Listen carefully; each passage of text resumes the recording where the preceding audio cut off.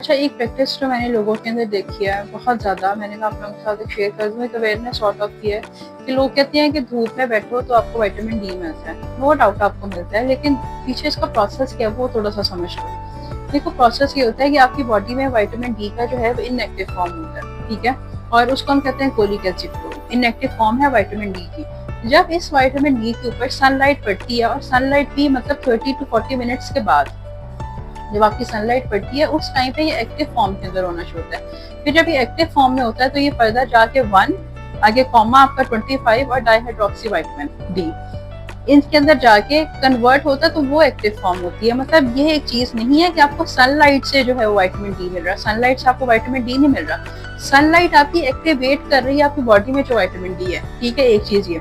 दूसरी चीज ये है कि सनलाइट में बैठो जरूर। मैंने आपको कहा है कि आप 30 मिनट्स से 40 मिनट्स के अंदर वो एक्टिव होना शुरू होता है, आपकी बॉडी के अंदर सारा प्रोसेस जो रेगुलेट होता है।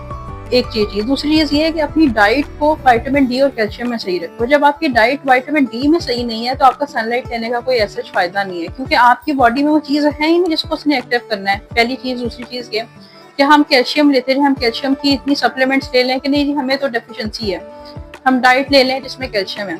आपकी कैल्शियम ने विटामिन डी के ऊपर बैठ के पूरी बॉडी के अंदर जाना है। जब आपकी बॉडी में विटामिन डी ही नहीं है तो फिर आप किस तरीके से कैल्शियम को अब्सॉर्ब करवा सकते हो। कैल्शियम की अब्सॉर्प्शन विटामिन डी के साथ होती है, ठीक है। सेम एज इस तरीके से आयरन की अब्सॉर्प्शन विटामिन सी के साथ होती है। इसकी मैं मना करती हूँ आप लोगों को बहुत ज्यादा कि दूध के साथ आयरन की दवाई नहीं देनी, ठीक है, तो खाली पानी के साथ देनी। तो ये एक चीज है कि आपकी चीज जो है पहले होती है। और हाँ, एक बहुत इंपॉर्टेंट और चीज ये कि गर्मी है ना, हम पाकिस्तान में गर्मी बहुत ज्यादा होती है, तो हम बाहर जाते हैं, ठीक है, हम सन ब्लॉक वगैरह लगाते हैं, वो भी ठीक है, आपको अपनी स्किन को प्रोटेक्ट करना है।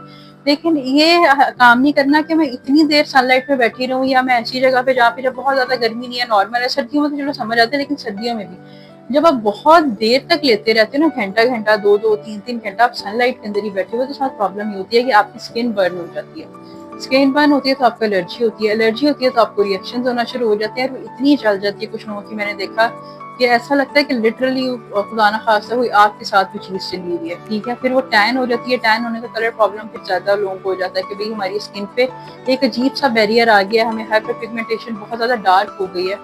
तो ये चीजें हैं, इसलिए हमें सनलाइट को उसको समझ के लेना है। ये नहीं है कि सनलाइट से डायरेक्ट सनलाइट आपकी पड़ेगी तो आपकी बॉडी में एक्टिव होगा ना विटामिन डी3, फोलिक एसिड फ्लोजर। लेकिन जब तक आप उसको सही तरीके से उसको पता नहीं होगा कैसे उसको यूज करो।